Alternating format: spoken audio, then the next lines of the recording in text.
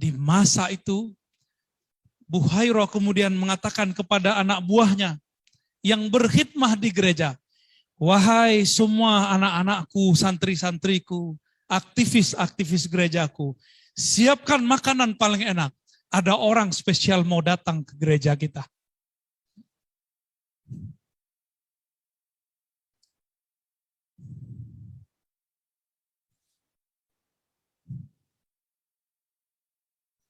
Allahumma shalli.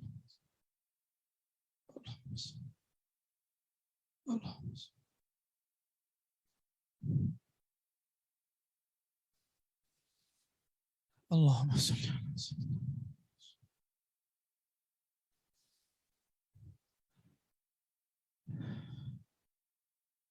Allahumma shalli ala sayyidina.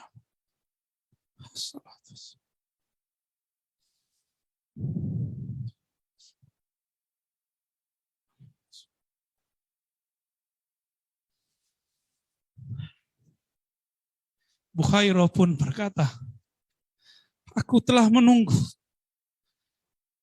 orang yang dijanjikan di akhir zaman. Ciri-cirinya cuma satu. Jika dia berjalan, di atasnya ada awan. Dialah Nabi yang aku tunggu-tunggu. Nabi Muhammad Sallallahu Alaihi Wasallam.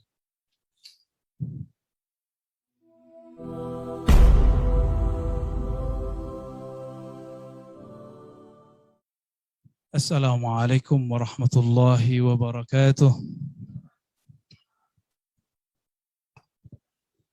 Alhamdulillahilladzi basyarana biwiladati Sayyidina Muhammad sallallahu alaihi wasallam wa ja'alana min ummati Sayyidina Muhammad sallallahu alaihi wasallam. Asyhadu an la ilaha illallah wa asyhadu anna Muhammadan abduhu wa rasuluh. Allahumma salli ala sayyidil wujud Sayyidina Ahmad Sayyidina Muhammad wa ala alihi wal mahdi khalifatihi wa sallim. Amma ba'du. Gimana, ngantuk? Colek temannya, ada yang ngantuk-ngantuk tuh, kasihan, capek kali ya. Ya, jangan dibully ya, dibangunin ada colek ya. Mau denger cerita enggak? Mau. Ya udah, yang tidur bangunin tuh, bangunin yang tidur. Tarik napas panjang-panjang. Kita tuh ngantuk karena oksigennya kurang. Maka biasakan nafas itu agak sedikit panjang, agak dalam. Itu ya. Adinda ini kalau bernafas itu cuma keisi 10-20%, paru-parunya gede. 2 lagi kiri kanan. Penyakit yang disebabkan virus corona itu karena biasanya pernafasannya nggak kuat. Maka kuat-kuat. Kalau bisa di sini ada latihan pernafasan. Moga nanti dipersiapkan ya para ustadz, para pengurus. Yang sama-sama kita hormati pimpinan yayasan, Pak Dr. Cepi ya. Kemudian para asatidz, para masyaikh, para kiai, dan yang terkhusus spesial adinda, para siswa, siswi, santriwan, santriwati. Insya Allah besok hari santri. Maka saya sampaikan selamat hari santri nasional. Untuk semua para santri, ya, mari kita bacakan Al-Fatihah. A'udzubillahi minasyaitonirrajim. Bismillahirrahmanirrahim. Alhamdulillahirabbil alamin arrahmanirrahim maliki yaumiddin. Shiratal ladzina an'amta 'alaihim ghairil maghdubi 'alaihim. Dulu-dulu nggak ada hari santri, baru belakangan ini ada hari santri, dan ini keberkahan bagi kita semua. Dan adinda harus tahu, negara ini banyak hutang kepada para santri. Yang mendirikan negeri ini dulu adalah para santri. Cuma beberapa yang bukan santri, sedikit sekali ada beberapa nasionalis, cuma 1 yang non-muslim. Tapi para santri itu hatinya luas, nggak saklek, nggak ekstrim. Maka mereka bisa hidup berdampingan dengan siapa saja. Tapi hari ini ada yang bukan santri, ngaku ahlus sunnah, lalu dia membid'ahkan, menyalahkan sesama ahlus sunnah. Itu bukan santri ya. Kalau dulu ada santri kalong, kalau ini sati kampret ya. Kurang gede. Ini menyedihkan itu ya, sangat menyedihkan. Kok ada orang beragama Islam membid'ah-bid'ahkan sesama muslim, nyalah-nyalahin cuma karena maulid. Baik, kita dengar cerita ya. Suatu kali kakek dari Nabi Muhammad yang bernama siapa kakeknya? Abdul Muttalib. Abdul Muttalib bernazar. Apa nazarnya? Law wulida li 10 abna la nahartu ahad minhum. Seandainya aku mendapatkan 10 anak, lahir 10 anak, aku akan menyembelih ke yang 10-nya. Jadi yang ke-10, yang paling kecil disembelih. Maka lahirlah Haris, lahirlah Uqail, lahirlah Abu Lahab, lahirlah macam-macam Abu Talib, sampai terakhir yang ke-10 lahir namanya Abdullah. Abdullah bin Abdul Muttalib. Maka Abdul Muttalib pun membawanya ke Ka'bah. Sampai di Ka'bah itu anak Abdullah udah mau disembelih. Tiba-tiba diselamatkan oleh saudaranya dibawa lari. Maka datanglah kaum Quraisy kepada Abdul Muttalib. Kaum Quraisy itu suku besar, suku yang menaungi Abdul Muttalib. Jadi Abdul Muttalib itu ayahnya namanya siapa? Hashim. Nama saya siapa? Ar-Razi Hashim. Mirip ya, namanya doang. Bani Hashim itu disebut di bawah naungan Bani Quraisy. Berarti Abdul Muttalib di bawah naungan Bani Quraisy. Datanglah orang Quraisy semua. Abdul Muttalib, itu anak kamu kenapa mau disembelih? Kata beliau, saya nazar. Nazarku tidak boleh dibatalkan. Lalu, apa kata orang-orang Quraisy? Tunggu wahai Abdul Muttalib. Kita undi saja. Kita undi. Gimana ngundinya? Siap, dikasihlah 10 dari anak itu, 10 kendi. Siapa yang ada isinya di situ, ketika diputar, berarti dia nanti akan disembelih. Maka dibagilah. Ternyata yang dapat kendi yang ada isinya siapa? Abdullah. Ya udah, akhirnya Abdul Muttalib tetap mau menyembelih. Apa kata orang Quraisy? Baiklah. Ya. Kalau begitu kita undi lagi. Nanti sekali undi, kalau masih dia yang terpilih, kami ganti 10 domba. Jadi supaya nggak disembelih diapain? Diganti dengan 10 domba. Diundi lagi. Ketemu lagi nama Abdullah. Diganti lagi 10 domba. Udah 20. Diundi lagi. Masih Abdullah. Diganti lagi jadi berapa? 30. Pusing orang Quraisy. Tapi Quraisy ini karena banyak juga yang kaya, mereka bilang, teruskan, ini cucu kita, nggak boleh dibunuh, nggak boleh disembelih. Undi lagi, sampai diundi ke yang 10 kali. Berarti 10 kali 10 berapa? 100 domba. Jadi harganya Abdullah itu 100 domba. Akhirnya yang ke-10 kali tidak lagi diteruskan undiannya karena namanya sudah hilang. Bukan ke beliau lagi. Abdul Muttalib pun tidak jadi menyembelih siapa? Abdullah. Besarlah Abdullah. Maka Abdullah ini dapat gelar Az-Zabih As-Sani. Orang yang akan disembelih yang nomor 2 dari keturunan Ibrahim. Yang pertama siapa? Pinter ya. Sayang nih saya nggak bawa rida nih. Kalau ya saya kasih hadiah nih. Yang bisa jawab saya kasih hadiah biasanya ya. Baik. Jadi yang pertama Nabi Ismail. Jadi disembelih nggak Nabi Ismail? Nggak jadi. Abdullah pun tidak jadi disembelih. Abdullah kemudian jadi dewasa. Abdullah kemudian menjadi pedagang. Setiap kali musim dingin, ia belanja ke wilayah selatan karena agak hangat.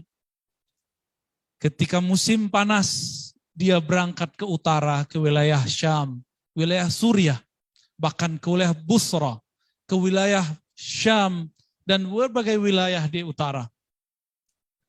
Masih muda, tapi sudah keluar masuk negara orang. Ini Adinda ini sudah berapa kali ke luar negeri? Belum banyak ya? Belum ya? Apalagi udah kena COVID. Udah nggak sempat kemana-mana. Abdullah sudah bolak-balik ke luar negeri. Dalam perjalanannya, mau pulang, dia bertemu seorang perempuan. Perempuan ini hafal kitab suci Taurat. Dan doa-doanya sakti. Ketika melihat Abdullah, apa kata si perempuan? Wahai hamba Allah, datanglah ke rumahku, aku berminat kepadamu. Wah, ini perempuan berani juga ya. Berani dia sama laki. Ada yang berani gitu nggak? Sekarang nggak berani, entah kalau senang pasti berani. Ditariklah dia ke rumah. Masuklah ke dalam rumah Abdullah. Ke rumah si perempuan itu Abdullah. Di dalam rumah si perempuan itu ingin menggoda Abdullah. Ingin merayu supaya Abdullah mau menikahinya. Tiba-tiba Abdullah gak nyaman, perasaannya hilang. Di saat itulah dia kemudian loncat dari rumah, keluar dari rumah itu. Dan dia kabur dari perempuan, padahal perempuan itu cantik. Sebagaimana kaburnya orang daripada melihat hantu. Emang hantu ada? Ya, hantu, lari gak? Kita lari kalau disebut begitu. Meskipun hantunya belum jelas ada. Kabur dia. Cepat-cepat dia pulang. Ternyata di rumah sudah disiapkan kenduri. Sudah disiapkan akad nikah antara Aminah binti Wahab dengan Abdullah. Siapa yang menyiapkan? Abdul Muttalib. Apa kata orang Quraisy? Ayo kita nikahkan anak ajaib yang sudah kita habiskan harta kita 100 domba untuknya agar hidup dengan perempuan terbaik dari suku Zuhriyah, yaitu Aminah binti Wahab. Maka disebutlah beliau Aminah Az-Zuhriyah. Itu perempuan paling cantik di zamannya dan paling mulia karena Wahab adalah pemimpin kaum. Pemimpin kaum Zuhriyah. Dinikahilah mereka. Dan dalam beberapa hari, Aminah langsung hamil. Hebat gak tuh? Ya. Pindahlah apa yang tadi dilihat oleh si perempuan yang hafal kitab Taurat. Si perempuan itu ternyata melihat di wajah Abdullah ada nur. Maka dia langsung tarik Abdullah dan minta Abdullah untuk melamarnya. Tapi Abdullah sudah dinikahkan dengan Aminah. Aminah pun sudah dinikahi oleh Abdullah. Akhirnya berpindahlah nur dari Abdullah kepada Aminah. Di saat itulah Abdullah kemudian berdagang lagi. Lewat lagi dekat rumah si perempuan yang dulu menggoda dia. Apa yang terjadi? Abdullah kemudian sekarang mencoba mendekati rumah perempuan itu. Tapi perempuan itu buka pintunya dan dikatakan, kok Abdullahnya beda dengan Abdullah yang kemarin? Maksudnya apa?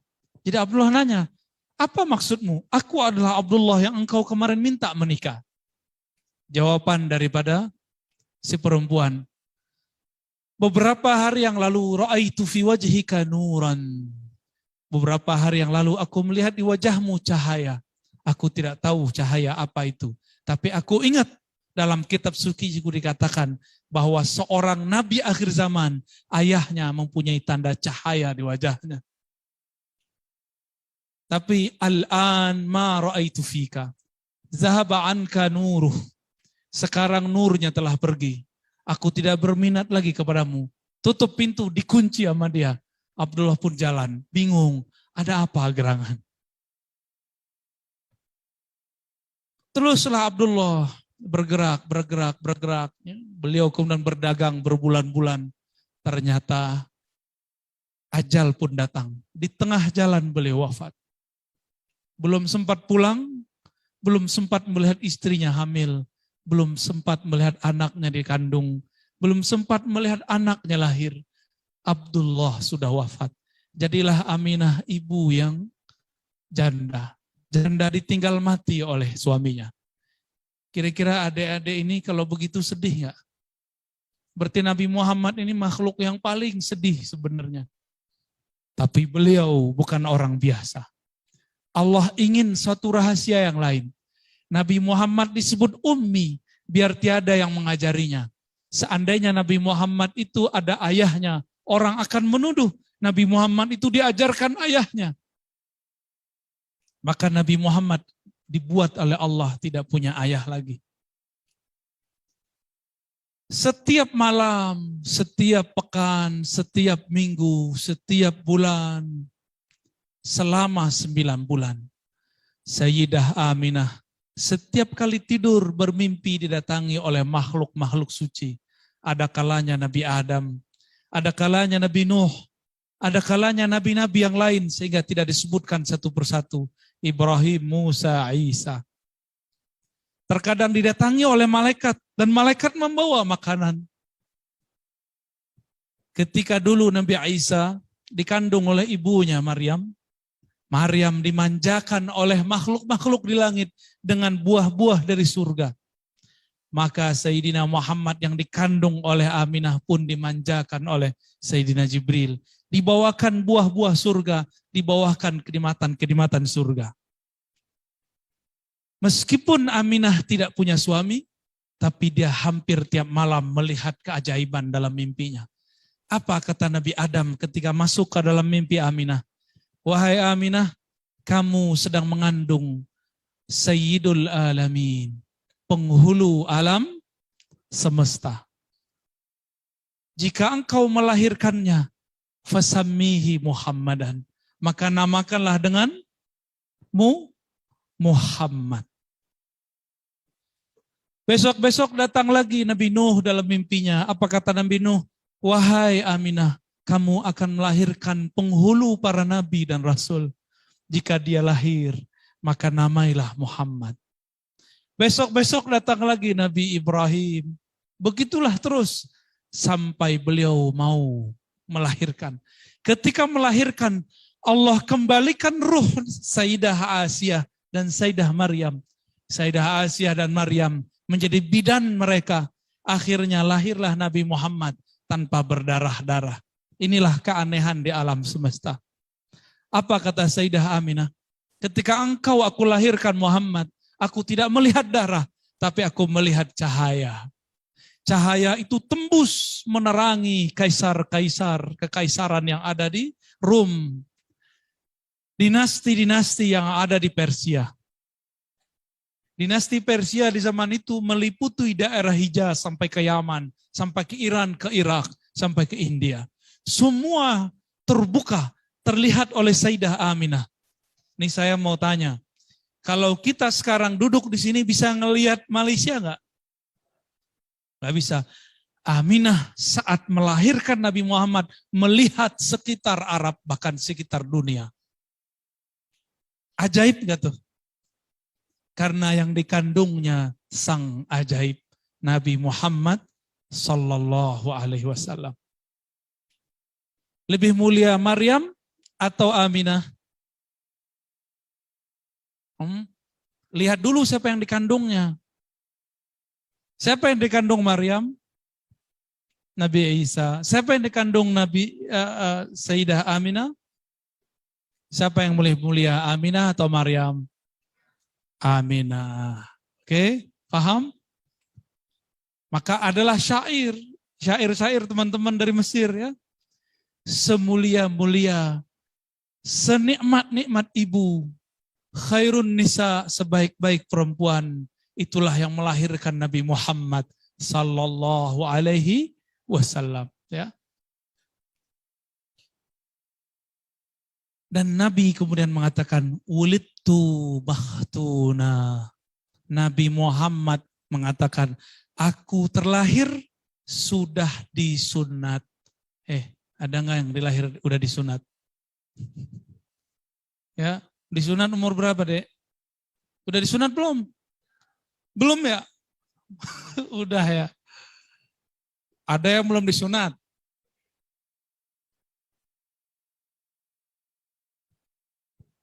Jadi ramai nih Pak Dokter.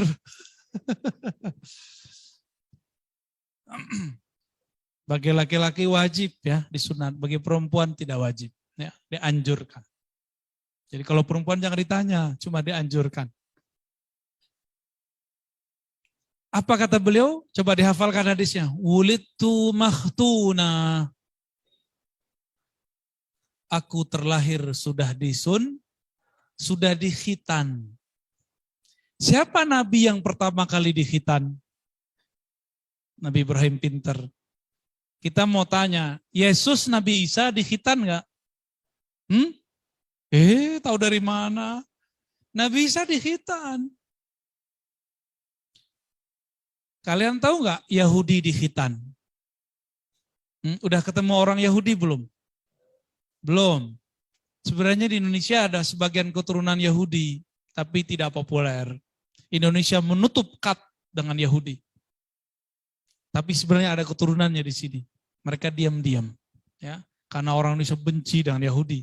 Karena Indonesia kebanyakan Muslim tidak senang dengan Yahudi. Waktu saya jalan-jalan dakwah di Paris, saya jalan di komplek Yahudi. Jalan kita di komplek Yahudi. Begitu dia masuk ke Al-Quds, Yerusalem, saya ketemu orang-orang Yahudi. Tapi saya nggak meriksa, ya. Masa saya periksain celana aja? Enggak lah. Orang Yahudi kita tanya, laki-lakinya dikhitan enggak? Dan mereka mengatakan kami wajib dikhitan. Karena ini sunnah Nabi Ibrahim, ajaran Nabi Musa. Nabi Isa atau Yesus itu Bani Israel. Itu juga dikhitan. Maka kenapa umat Nabi Muhammad lebih dekat kepada Nabi Isa daripada umat Nasrani? Karena umat Nabi Muhammad laki-lakinya dikhitan. Ini baru fisik nih. Ini gampang nih kalau mau debat-debat interfaith ya, debat antaragama. Kita nggak bilang Kristen ya, kita bilang apa? Nasrani. Nabi Isa nyembah siapa? Kalau Nasrani nyembah siapa? Gimana tuh? Jadi siapa yang lebih dekat ke Nabi Isa? Umat Muhammad SAW atau umat Nasrani? Ya. Nabi Isa Tuhannya berapa? Umat Nasrani Tuhannya berapa? Ada satu kelompok Unitarian namanya, mereka Tuhannya satu, tapi itu kelompok minoritas. Baik, kembali ke Nabi Muhammad sallallahu alaihi wasallam. Nabi Muhammad kemudian beliau dewasa, mulai lahir, belum dewasa, baru beberapa hari. Orang Arab dulu punya tradisi, kalau anak lahir disusui kepada ibu susu. Disebut ummur radha'ah. Apa disebut? Ummu radha'ah. Radha'ah artinya susu. Ini dulu nyusunya pakai apa? Susu sapi. Jadi saudara susunya sapi. Enggak apa-apa juga kok ya.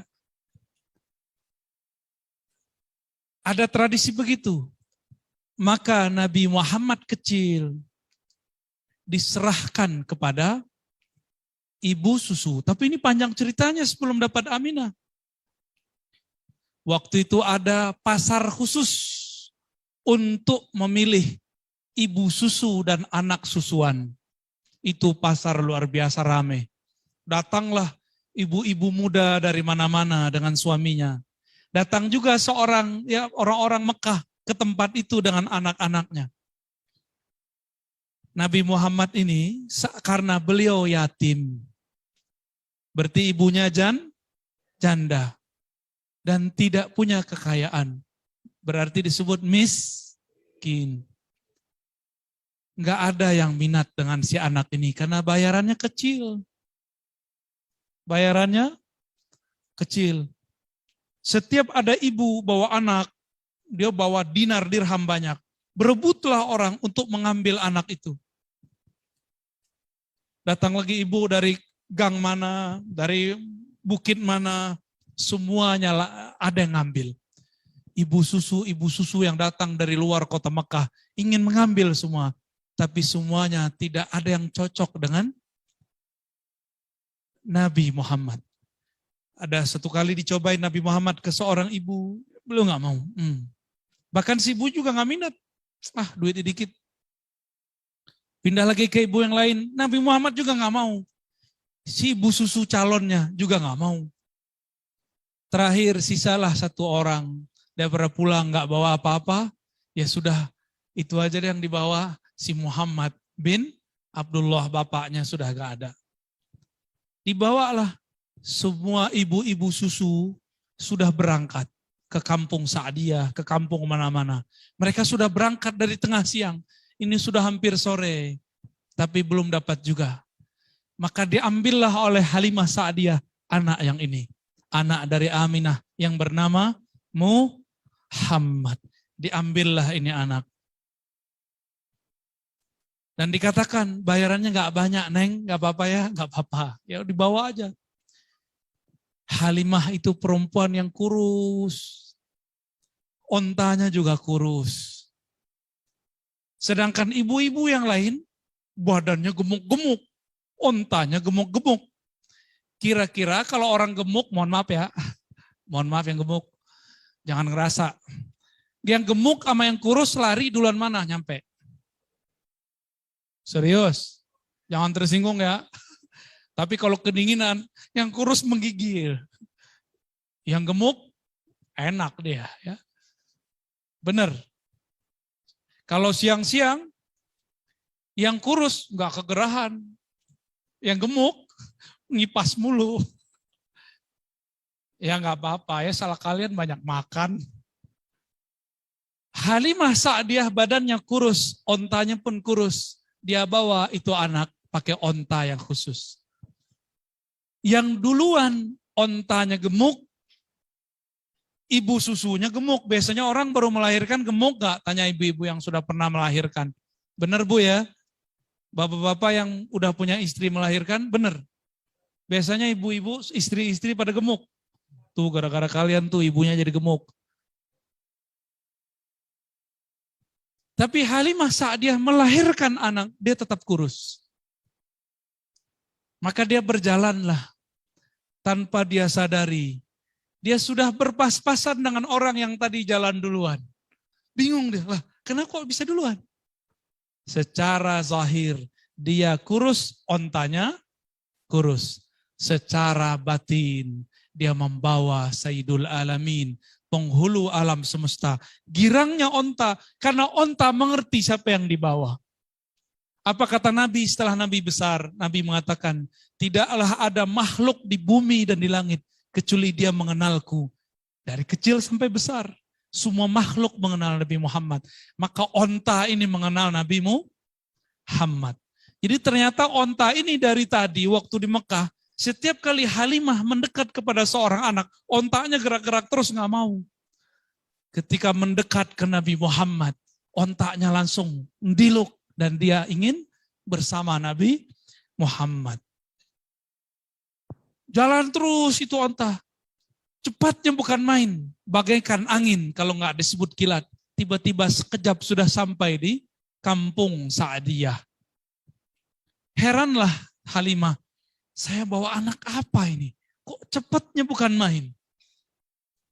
Yang ibu-ibu gemuk, pakai onta gemuk, ontanya udah kepayahan. Apa kata si onta? Yang di atas gua kok gemuk amat? Maaf ya. Udah mau maghrib baru nyampe. Sedangkan Halimah Sa'diyah nyampe sebelum itu. Waktu sore sudah sampai. Mulailah Halimah Sa'diyah menyusui. Halimah Sa'diyah ini menyusui susah. Tanya ibu-ibu. Kadang-kadang air susu nggak bisa keluar. Susah keluar. Tapi semenjak Nabi Muhammad menyusui anaknya, anak Halimah pun ikut menikmati air susu yang satu lagi. Setiap kali disusui ke bagian kiri, dia maunya bagian kanan. Dia nggak mau bagian kiri. Maka yang kiri siapa? Saudara susunya. Jadi Nabi Muhammad cuma mau bagian kanan. Pernah diceritain ini dulu? Belum. Terus kalian maulidan ngapain? Maulid Nabi, hikmah pertama, kedua gitu ya. Ceritanya belum udah hikmah aja. Cerita dulu baru hikmah. Baca akhir surat Yusuf. Dalam kisah mereka ada ibrah. Ambil dulu kisahnya, baru simpulkan ibrahnya. Ini saran nih kepada para semua ustadz. Setiap kali PHBI, ambil cerita yang ada event kisah Nabi di situ. Itu sunnah. Ya, itu sunnah para ahli hadis. Cuma karena semuanya ahli hadis, kita nggak mungkin baca kitab hadis di depan. Baru dimulai mungkin sudah ditulis semua. Ya. Wabillahi qala haddatsana Abdullah. Langsung tidur semua tuh. Maka kita bawa seperti cerita. Lanjut. Mau dilanjut gak ceritanya? Serius nih? Ngantuk gak? Ayo kita teruskan ceritanya. Ternyata Halimah Sa'diyah ini punya kandang ternak tapi tidak terlalu besar. Jadi dia punya usaha beternak domba dan onta. Tapi tidak terlalu besar. Ayah suaminya Halimah, yaitu ayah susunya Nabi Muhammad, itu setiap hari berangkat. Ya, berangkat ke kebun. Di sana nggak ada kebun sebenarnya ya. Berangkat ke padang rumput. Mengembala apa? Mengembala domba. Semulai dari hari itu, domba yang ada di tangannya ayah susu Nabi Muhammad itu gemuk-gemuk, gampang makan, jarang sakit, semuanya sehat, dijual-jualnya mahal. Maka lama-lama rumah itu jadi berkah. Lama-lama rumah Halimah Sa'diyah menjadi sumringah.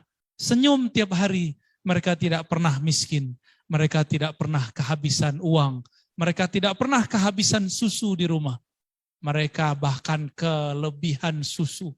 Mereka bagi-bagikan itu. Lama-lama Nabi Muhammad ini tambah gede, tambah gede. Nabi Muhammad itu tidak mau menyusui Halimah. Jika dilihat Halimah Sa'diyah sudah lelah, dia berhenti menyusu.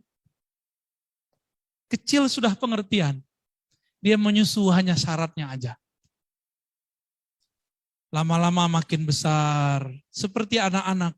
Mulailah Halimah Sa'diyah melihat Nabi Muhammad kecil, suka main-main. Main-main. Ini adik-adik ini suka main nggak? Suka ya? Kalau ada rumput, suka guling-guling nggak? Waktu kecil, sampai sekarang kayaknya begitu deh. Ada pasir, suka main-main di pasir nggak? Masih kan? Kalau pergi ke pantai, suka lari-lari nggak di pantai? Berenang-berenang, kebetulan di sini ada kolam renang ya. Gak usah jauh-jauh berenang. Betul Nabi Muhammad sama dengan anak-anak lain juga suka berenang. Tapi tidak ada tempat berenang di situ. Akhirnya berenang pasir. Main pasir lah Rasulullah dengan semua teman-temannya. Sampailah umur beliau 5 tahun. Sesekali dijenguk oleh Aminah. Tiba-tiba Aminah, ya, bukan Aminah ya, Halimah. Dikabari oleh anaknya. Wahai ibunda, Qutila Muhammadun. Muhammad dibunuh orang Muhammad direnggut orang. Anaknya masih ngomongnya belum jelas, tapi bisa dipahami. Maka Halimah Sa'diyah bersama suaminya mengejar di mana tempat Nabi Muhammad bermain. Ketemulah di situ, di satu lapangan. Nabi Muhammad udah main lagi. Ditanyalah oleh Halimah, wahai Muhammad anakku, apa gerangan yang terjadi padamu? Kenapa saudaramu berteriak menangis bahwa engkau akan dibunuh oleh seseorang? Nabi Muhammad mengatakan, wahai ibunda Halimah, belum lama ini ada 2 orang datang, aku lihat terbang dari langit turun ke bawah, dia bersayap. Tiba-tiba orang ini mengambilku di antara teman-temanku, lalu membelah dadaku dan mengambil jantungku dan membersihkan isi jantungku yang ada noda hitam 2 di dalamnya. Lalu dikembalikan ke dalam, aku kembali sehat seperti semula dan mereka pergi dan menghilang sedia kala. Tiba-tiba aku bisa berlari lagi, bermain lagi seperti semula. Halimah kemudian takut, dia sambil menangis, dia peluk Nabi Muhammad. Dia sudah menganggap Nabi Muhammad anaknya sendiri. Dia mengatakan, anak ini berbahaya. Anak ini tidak boleh ditinggalkan lagi di sini. Anak ini harus dikembalikan kepada ibunya, kakeknya. Karena tempat ini sudah tidak aman.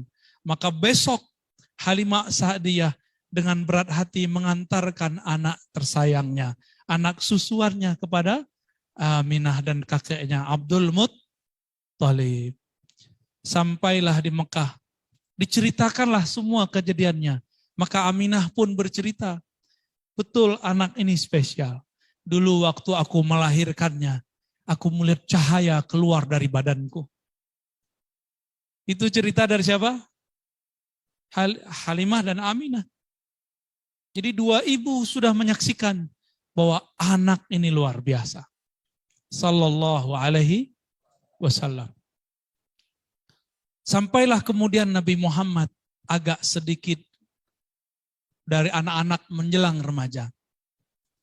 Oleh kakeknya Abdul Muttalib, disuruhlah Nabi Muhammad ini dan pamannya Abu Thalib mengembala kambing atau domba. Maka tiada seorang nabi kecuali dia bawa tongkat juga untuk jalan, jaga diri, dan mengembala domba. Pernah ngembala domba enggak? Oh, saya waktu kecil pernah, karena ngikutin sunnah itu. Pernah punya kambing 3 bulan. Jadi tiap sore pulang sekolah saya nyabit rumput. Bapak saya larang, saya bilang enggak apa-apa, Pak. Ya, saya pengen tahu rasanya gimana jadi peternak. Walaupun cuma 1 kambing. Alhamdulillah, tangan kita kapalan dikit ya, 3 bulan lumayan. Karena saya ini aslinya kidal, nyabit rumput pakai kanan. Jadi nggak ada yang benar nyabit rumputnya. Kalau pakai kiri, udah nggak pas juga karena sudah dilatih pakai kanan. Ya sudah 3 bulan saya serahkan. Nabi Muhammad lebih lama lagi. Beliau sedang memerankan sebagai pengembala domba. Pengembala domba itu sabar atau enggak? Sabar. Jadi itu latihan kesabaran untuk Nabi Muhammad. Sabarnya bukan main tuh. Setelah agak remaja, Abu Thalib disuruh oleh Abdul Muttalib, ayahnya, berarti kakek Nabi Muhammad. Hei Abu Thalib, bawa cucuku ini berdagang ke wilayah Irak atau ke wilayah Syam. Maka berdaganglah mereka. Sampailah kemudian di satu negeri. Ternyata negeri itu negeri orang Nasrani. Di situ ada satu gereja. Gerejanya tidak ada berhala. Tidak ada patung Nabi Isa di situ. Ternyata gerejanya gereja tauhid. Masih menyembah Allah semata. Disebut ajaran Kristen atau Nasrani Unitarian. Hanya menyembah satu Tuhan. Allah Subhanahu wa ta'ala. Dia menghafal kitab Injil. Dalam kitab Injil dia baca bahwa akan ada nabi akhir zaman yang dia selalu diiringi oleh malaikat, ditandai ada awan di atasnya. Karena gereja ini di samping jalan, setiap kali ada karavan lewat, ada kafilah lewat, dia perhatikan, ada nggak awan di atas. Jadi 5 kilo dari sini dia lihat, ada nggak rombongan pedagang yang jalan, jika mereka jalan di atasnya ada awan. Seumur-umur puluhan tahun dia baru melihat sekali. Ternyata rombongan itu rombongan Abu Thalib. Di dalamnya ada anak muda namanya Nabi Muhammad. Orang belum tahu nih siapa namanya. Maka beliau sedang diajar berdagang. Tadi kata Pak Dr. Cepi, ada 4 sifat Nabi ya. Yang tertarik itu saya sifat fatona. Sifat apa? Cerdas. Dan yang paling penting juga sidik. Apa arti sidik? Jujur. Ini ujian Nabi dapat 2 sifat. Latihan. Di masa itu, Buhairah kemudian mengatakan kepada anak buahnya yang berkhidmah di gereja, wahai semua anak-anakku, santri-santriku, aktivis-aktivis gerejaku, siapkan makanan paling enak. Ada orang spesial mau datang ke gereja kita.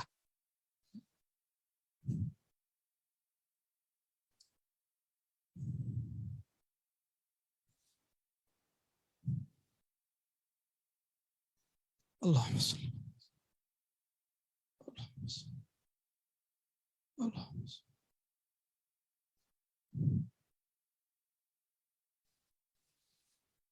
Allahumma sholli.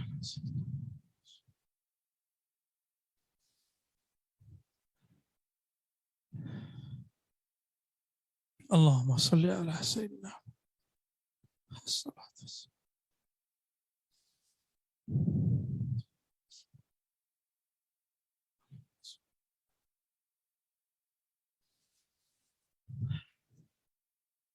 Buhairah pun berkata, aku telah menunggu orang yang dijanjikan di akhir zaman. Ciri-cirinya cuma satu. Jika dia berjalan, di atasnya ada awan. Dialah Nabi, aku tunggu-tunggu. Nabi Muhammad Sallallahu Alaihi Wasallam. Akhirnya, beliau Buhairah mempersilahkan kafilah yang lewat untuk masuk ke gereja beliau. Sampai di gereja, mereka makanlah semua. Kanisah Buhairah. Bertanyalah Buhairah, dia lihat di atas, kenapa awannya tidak ada di atas kanisah tadi? Apa arti kanisah? Gereja. Dilihat di atasnya kok nggak ada awan. Akhirnya Buhairah berkata, semua lagi makan. Siapakah pemimpin kaum kalian? Maka mengangkat tanganlah Abu Thalib, aku wahai Tuan Pendeta. Adakah orang yang belum ikut makan bersama kita? Lalu Abu Thalib mengatakan, betul ada anakku. Dia masih kecil, aku baru mengajari dia. Kami belum menganggapnya sebagai pedagang beneran. Apa kata Buhairah? Bawa aku kepadanya. Sembari mereka makan, Buhairah kemudian bertemu dengan Nabi Muhammad Sallallahu Alaihi Wasallam. Dia lihat di atasnya ada awan. Tidak banyak riwayat menyebutkan bahwa Buhairah sebenarnya langsung memeluk Nabi Muhammad Sallallahu Alaihi Wasallam. Ayo kita salawat. Allahumma salli ala Sayyidina Muhammad. Allahumma salli ala wassalatu wassalamu alaika.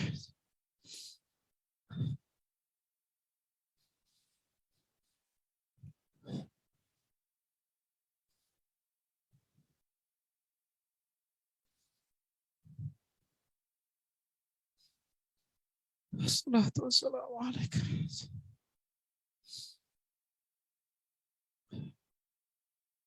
Bayangkan adik-adik menunggu ayah yang hilang. Allah, ayah hilang sekian tahun tidak pulang. Tiba-tiba pulang, nangis gak? Bapak ibu ini kehilangan anak di mall. sehari semalam, tiba-tiba ketemu, nangis gak? Nangis. Buhairah dikabarkan gurunya, nanti akan ada di zamanmu muncul seorang nabi. Dialah penutup nabi di masa ini, yaitu Ahmad, yaitu Muhammad. Bertemulah mereka, berdialoglah mereka. Disitulah muncul nur pertama kali dari Nabi Muhammad SAW. Nabi berbicara sesuatu yang tidak layak, yang tidak mungkin dibicarakan oleh seorang anak kecil. Anak kecil mana mengerti mengenai tauhid. Anak kecil tak tahu. Tapi Nabi Muhammad bisa berbicara tentang la ilaha illallah. Nabi Muhammad bisa berbicara tentang Allah Ahad, Allah Samad. Nabi Muhammad menolak berhala Lata dan Uzza. Buhairah heran. Akhirnya anak itu dipeluk oleh Buhairah. Sembari dia menangis. Saya baru membayangkan saya nangis. Apalagi Buhairah yang sudah menunggu bertahun-tahun. Puluhan tahun dia menunggu.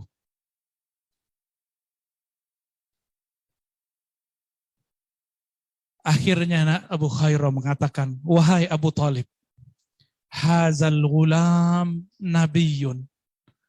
Anak ini adalah seorang nabi. Anak ini seorang nabi.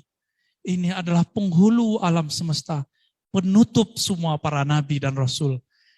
Semenjak hari ini jangan pernah engkau bawa lagi dia berdagang. Karena jika ahlu kitab tahu, Yahudi tahu, mereka akan membunuh anakmu ini. Maka Abu Talib pun mulai ketakutan. Segeralah Abu Talib bersama semua kafilahnya pulang menyembunyikan Nabi Muhammad sallallahu alaihi wasallam.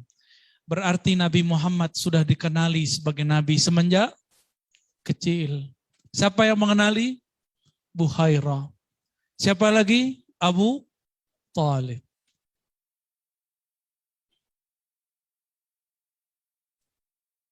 Sampailah di Mekah, Nabi Muhammad menjadi remaja yang luar biasa. Wajahnya sangat bercahaya. Kata beliau, Nabi Yusuf itu ganteng dan gagah. Tapi jamaluhu nisfu jamali.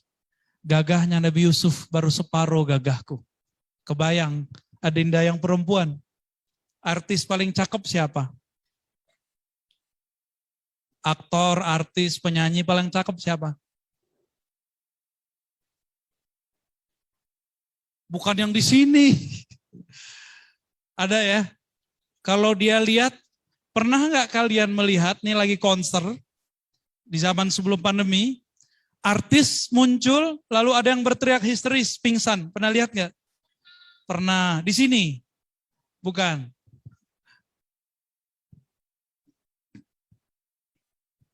Nabi Yusuf lewat. Ibu-ibu cantik di Mesir lagi pegang apel dan pisau. Mereka kemudian melukai tangannya tanpa disadari. Enggak sampai buntung, luka aja. Dia menyakiti dirinya sendiri, tapi dia tidak merasai. Karena matanya sedang menatap makhluk yang setengah kegagahan alam semesta ada pada dia. Nabi Yusuf, bukan setengah ya, seperempat barangkali ya. Itu Nabi Yusuf. Kalau adinda ini ngelihat aslinya Nabi Muhammad, mungkin gak bisa napas, pingsan kali. Gak ada yang sanggup lihat wajah Nabi Muhammad. Abu Bakar As-Siddiq setiap kali wajah Nabi langsung tunduk. Gak sanggup lihat. Maka Abu Bakar tidak sanggup menceritakan wajah Nabi. Setiap dia membayangkan mata Nabi, dia langsung menangis. Setiap dia terbayang bagaimana wajah Nabi menatapnya, dia langsung tunduk begitu. Gak ada kalam lagi. Seperti saya tadi gak bisa berkalam-kalam. Gak bisa, itu dibuat-buat. Abu Bakar setiap hari begitu, bayangkan. Setelah wafat Nabi, hampir setiap hari beliau ingat Nabi, beliau begitu. Maka Abu Bakar setiap sholat, ingat cara Nabi sholat, langsung tidak bisa menjaharkan baca Al-Fatihah. Maka beliau kalau sholat seperti sir, setiap hari seperti sir. Bismillahirrahmanirrahim. Langsung kemudian suaranya hilang. Abu Bakar As-Siddiq. Beda dengan Umar. Umar kalau rindu suaranya keluar menggelegar. Ini nggak tahu nih kalian yang mana nih? Abu Bakar atau Umar? Ya.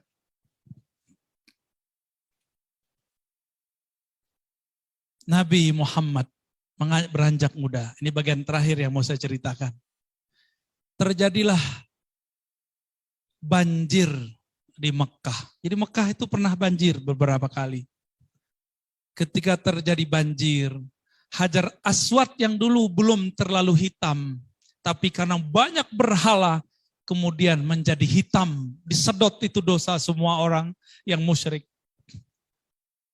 Hajar Aswad itu enggak seperti sekarang. Sekarang kan sudah dirapihkan. Ya.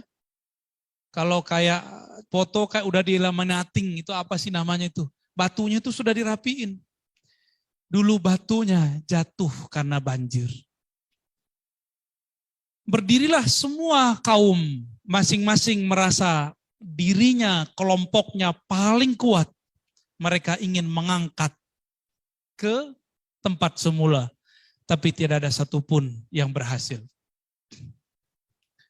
Ganti kaum yang kedua, kaum yang ketiga, keempat, tidak ada satupun yang sanggup mengembalikan. Nabi ini fatonah, inilah puncak fatonah Nabi. Supaya orang Arab semuanya dapat kemuliaan. Karena orang Arab ini haus kemuliaan, haus penghargaan. Maka Nabi Muhammad SAW mengatakan, maukah kalian wahai tuan-tuan, paman-pamanku, kakek-kakekku, aku tunjukkan cara yang paling adil. Semua kalian akan merasa mulia.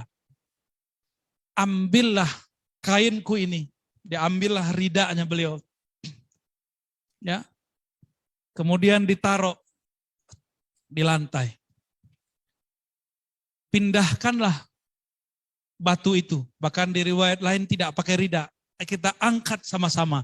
Ujung yang ini, kaum yang ini. Akhirnya ada 4 suku. Semuanya mengangkat bersamaan. Lalu mereka merangkat bersamaan. Kembalilah batu kepada tempatnya semula. Dan semuanya bersyukur, bertasbih, berterima kasih kepada Nabi Muhammad Sallallahu Alaihi Wasallam. Terkenallah Nabi Muhammad saat itu dengan sebutan Muhammad Sang Jenius. Ini belum lagi Muhammad Al-Amin ini. Baru Muhammad Sang Jenius. Karena saya sedang berbicara di kampus Al-Maksum di mana banyak santri, banyak siswa-siswi. Saya berharap adinda sekalian menjadi orang yang fatonah. Fatonah itu bukan banyak hafalan. Fatonah itu yang mengerti keadaan. Mari menjadi orang yang mendapatkan kecerdasan fatonah Nabi Muhammad Sallallahu Alaihi Wasallam. Demikian kira-kira yang dapat saya sampaikan. Gimana Ustadz Halim? Buya, insya Allah kita punya waktu sampai jam 5.30. Kalau berkenan Buya ada yang bertanya. Mangga. Baik. Salawat dulu deh. Ya Nabi salam alaik. Ya Rasul salam salam alaika. Ya Habib salam alaika. Salawatullah alaika. Sekali lagi. Ya Nabi salam alaika. Ya Rasul salam salam alaika. Salam alaika. Salawatullah alaika. Baik, dari anak-anakku nanti persiapkan bertanya kepada Buya jika ada hal yang ingin ditanyakan. Tapi sementara mohon izin Bapak akan bacakan pertanyaan dari jamaah melalui apa namanya? Di chat Zoom ya? Apa di YouTube? Tapi sebelumnya kami dari Al-Masum berterima kasih kepada seluruh keluarga besar Al-Masum yang mengikuti pengajian kita pada sore hari ini. Jadwal ini adalah jadwal biasa Kamisan, tapi momentumnya kita gabungkan dengan peringatan Maulid Nabi. Di Zoom hadir Pak Rektor juga, Bu ya, alhamdulillah bisa hadir. Dan keluarga besar Al-Masum juga alhamdulillah jamaah-jamaah yang biasa mengikuti kajian Buya juga pada bisa hadir. Ada yang di Zoom, ada yang di YouTube. Ada yang bertanya sebelum dari Ananda sekalian? Izin Buya bertanya, sekarang banyak yang menyampaikan dari suatu golongan tentang ayah ibu Nabi, bahwa ayah ibu Nabi berada di neraka. Mohon penjelasannya Buya. Baik, ini sudah banyak saya bahas sebenarnya di kajian-kajian terbuka ya, sudah ada kajiannya di sosial media. Apakah benar orang tua Nabi masuk neraka? Ada mau nggak dibilang orang tuanya masuk neraka? Kalau ada orang yang ngomong begitu kita apain? Enggak, itu contoh aja. Kalau kita nggak berpendidikan, kalau kita berpendidikan kita apain? Kita aja ngobrol dia, nggak jadi dilempar, taruh lagi. Ya, katanya fatona. Ya, kita ajak ngobrol mereka. Kita kasih tahu kepada orang-orang yang berani mengatakan orang tua Nabi masuk neraka. Kamu mengerti gak hadis Nabi? Ketika Nabi mengatakan, Inna abi wa abaka finnar. Afwan Ustaz, ada tisu. Jadi ada seseorang datang kepada Nabi. Nah, dengar nih ceritanya nih. Ada seseorang datang kepada Nabi. Apa kata orang ini? Wahai Rasulullah, di manakah tempat ayahku? Al-Quran jangan taruh di bawah sayang. Naikin. Al-Quran jangan taruh di bawah. Itu turunnya dari aras itu. Ya. Kalian taruh di bawah, waduh sedih. Nangis Jibril lihatnya ya. Taruh di atas. Ada Quran yang taruh di bawah. Ya. Mulai hari ini jangan ada yang naruh Quran di bawah. Ya. Siap? Kenapa? Quran turunnya dari mana? Dari langit. Ada satu surat turun dari aras. Aras itu makhluk paling besar, meliputi alam semesta. Terus sekarang kalian taruh di bawah. Gimana mau berkah pesantren kita, sekolah kita. Ilmu kita nggak berkah. Tolong guru-guru, ya kitab jangan taruh di bawah. Taruh di atas. Ya, di situ ada nama Allah. Benar nggak? Ada nama Allah nggak? Nih, saya ceritakan satu sebelum menjawab yang tadi. Ada seorang ulama zaman salafus saleh. Dia ini pengen jadi wali tapi nggak jadi-jadi. Zikir udah banyak, baca Quran udah banyak, hafal hadis sudah banyak. Nyalahin orang lain juga banyak. Tapi nggak kunjung jadi wali Allah. Suatu kali dia melihat di tong sampah ada kertas tertulis bismillah dibuang ke tong sampah. Dia melihat itu menggigil, ada nama Allah kok dibuang ke tong sampah. Ini pasti santri yang gak belajar ini ya, gak belajar adab. Dia ambillah itu, dia bersihkan. Karena debu-debunya dia bersihkan langsung dia telan, dia makan. Malam-malam dia bermimpi, Allah datang kepadanya dan mengatakan, wahai hambaku, engkau telah menghormati namaku. Maka saksikan saat ini aku menjadikanmu sebagai kekasihku. Syukur. Langsung dia jadi kekasih Allah. Jadi siapa tahu Adinda ini nggak jadi wali karena sholat jamaah. Karena sholatnya terpaksa disuruh ustadz. Nggak jadi wali karena tahajud. Karena tahajudnya kalau nggak tahajud kena strap. Ya. Nggak jadi wali karena hafalannya pengen setoran. Gimana mau jadi wali Allah? Tapi ternyata jadi walinya karena ngangkat Al-Quran. Dari tempat yang di bawah diangkat ke atas. Ya, mau jadi kekasih Allah? Hormati buku-buku, simbol-simbol, nama-nama, kaligrafi yang ada nama Allah Subhanahu wa taala. Kembali ke yang tadi. Ada seseorang datang ke Nabi dan bertanya, "Wahai Rasulullah, di mana ayahandaku?" Lalu Nabi mengatakan, "Ayahmu masuk neraka, wahai Tuhan." Lalu sedihlah orang ini. Orang ini sedih. Ini bukan Nabi loh ya. Ini siapa? Sahabat Nabi. Sahabat Nabi sedih dibilang orang tuanya masuk neraka. Lalu Nabi hibur. Apa cara Nabi menghiburnya? "Wahai sahabatku, inna abi wa abaka finnar." Sesungguhnya ayahku dan ayahmu masuk neraka. Hadis riwayat Imam Muslim. Nabi lagi hibur supaya orang itu nggak sedih, disebutlah ayah Nabi juga masuk neraka. Berarti Nabi nyesel nyebut orang tua dia masuk neraka. Berarti Nabi sadar kalau kita menyebut orang tua dia masuk neraka, orang itu sedih. Sekarang ada ustadz tamatan Timur Tengah katanya. Ngajinya di Madinah katanya. Jalan di kampungnya Nabi katanya. Tapi dia mengatakan orang tua Nabi masuk neraka. Sedih gak Nabi kalau digituin? Sedih. Kira-kira kalau ketemu Nabi disapa gak tuh orang tuh? Kok bakal disapa?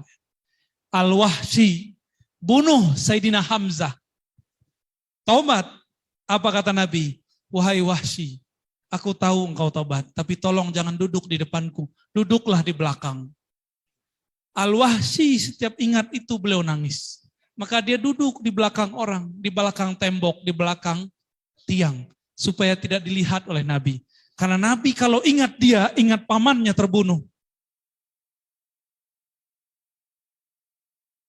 Kira-kira kalau Nabi ketemu sama orang yang bilang orang tua Nabi masuk neraka, diusir enggak? "Oh, ini yang bilang orang tua aku masuk neraka." Ya. Dia protes tuh orangnya. Apa kata orang ini? "Wahai Rasulullah, nanti di kiamat, kan engkau sendiri yang mengatakan orang tua masuk neraka." Itu Nabi marah itu. Apa kata Nabi? "Kamu kurang cerdas," kira-kira begitu. "Aku ini menghibur dia karena aku habis membuat dia sedih mengatakan orang tuanya masuk neraka." Jika orang tua manusia biasa disebut masuk neraka, dia sedih, apalagi aku, kira-kira gitu kalau dikiaskan. Kira-kira gitu kalau dikiaskan. Maka untuk belajar akidah ini nggak cukup belajar bahasa Arab, harus belajar juga akidah yang kuat. Ya, nggak penting tamat mana, yang penting gurunya siapa. Ya, jadi Adinda ini jangan terlalu nafsu sekolah di mana, sekolah di sini. Yang penting gurunya siapa, itu yang penting ya. Itu yang akan menentukan sikap kita ke depan.